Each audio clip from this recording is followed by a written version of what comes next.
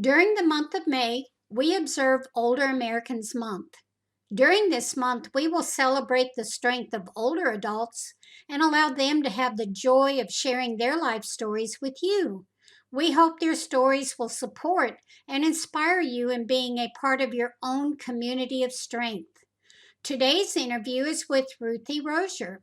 Ruthie has a strong desire to make changes in nursing home care after what she experienced dealing with her own mother, Hazel, at long term care facilities.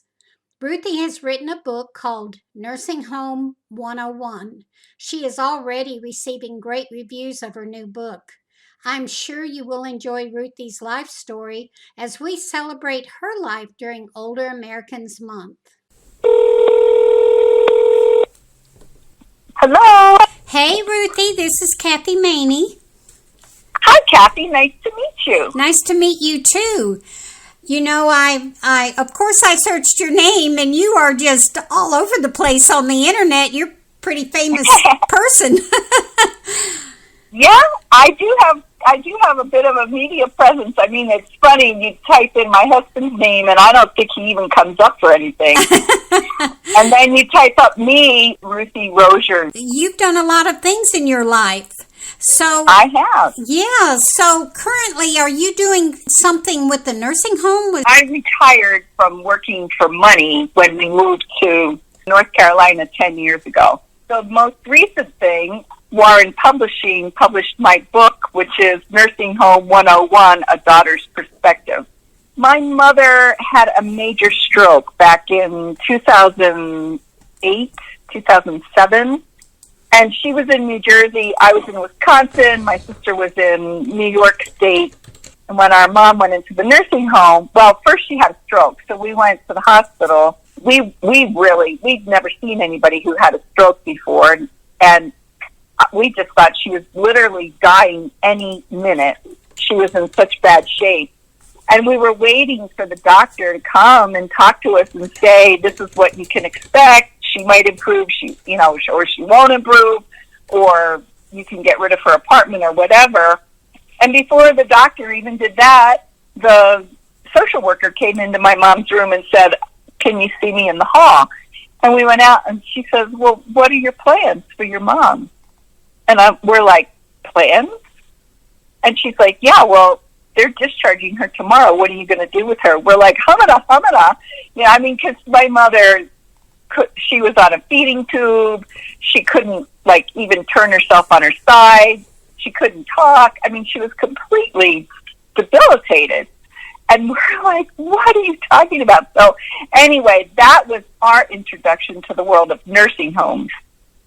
And after spending 3 years visiting my mom very often in her nursing home, my eyes were opened to the world of nursing homes. So when we moved here, I did volunteer for a while on the CAC. So I did that for a while. I also started a program called Side by Side Singing for people with Parkinson's and dementia and stuff like that. I did that with 2 other women. We did that for 6 years, and we had to stop that when COVID started. And then I also became a senior Tar Heel, and so I'm still a senior Tar Heel. When I was at a meeting of the senior Tar Heels, I met a guy who was on the board of an organization called Friends of Residents in Long-Term Care Facilities. And they're doing a lot of advocacy work for people who live in long-term care facilities. And I said, that's where I need to be volunteering. So I've gotten very involved with having written the book, which has over 100 footnotes, and it's like 268 pages long. You might think that I really was well-versed in nursing home stuff, but the reality is I have learned a tremendous amount just since I've gone on the board of Friends of Residents. And of course, with COVID putting such a spotlight on nursing homes, a lot of new stuff is being uncovered. So the name of that, Friends of Residents, what was the full title? What was Friends of Residents in Long-Term Care Facilities. Okay. Their website is sorltc.org, And if you go there, then you'll see my picture as one of the board members. Oh, okay. Okay. Because of what you went through with your mother in nursing homes, are you trying to change anything or just let... Oh, yes. That's my goal in writing the book, was to get other people to have... See, the thing is most people don't want to think about nursing homes. Right, period. Yeah, that's true. And so it's not until a social worker knocks on the door of your mother's hospital room and says, we need to talk, that you find out that you need to know a lot about nursing homes. But at that point, you're in over your head. You know, they give you maybe 48 hours to find a nursing home. And then you're trying to dispose of their house and go through possessions and selling a car and checking on insurance and, you know, notifying the utility companies and researching whatever their illness is.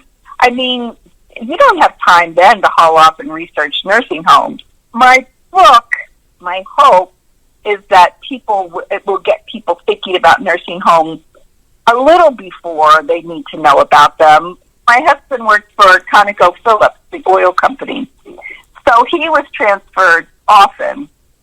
And so I was what used to be called, and maybe it still is, a trailing corporate spouse. So I went on to get a master's degree in economics and worked as an international economist for a bank. And so I decided, well, what other job do they have everywhere in the country? And I thought, well, I'll go back to school and become a med tech. So I started taking classes at the community college to become a med tech, and I really enjoyed that until we got to second semester and we hit phlebotomy. Then I said, oh, I know, I'll go to law school and become a lawyer.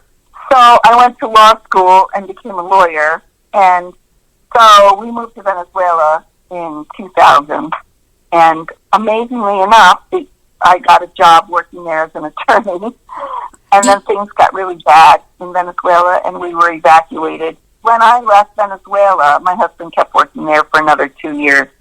Self-published my book that's called These Trees, which is a photographic collection of trees as well as poems. But then it just kept tugging at me that I needed to write a book about my experience in the nursing home with my mom. So then that's what I did, and that's the book that just came out last month. Now you sing, right? You're a singer? Yes, I sing. Singing is my greatest joy, is singing. Do you play, Yeah. So you play the piano? I play the piano, the clarinet, and the violin. Yeah, you're a very interesting person to interview. I mean, your life is so full of top-notch things. I was born in Trenton, New Jersey. I have lived in 12 states. This is my 12th and last state. Do you have pets? Yes, we have 2 dogs. We have a perfect dog. Her name is Molly. And then we have a Chihuahua. And the Chihuahua is our problem child. Her name is Poppy.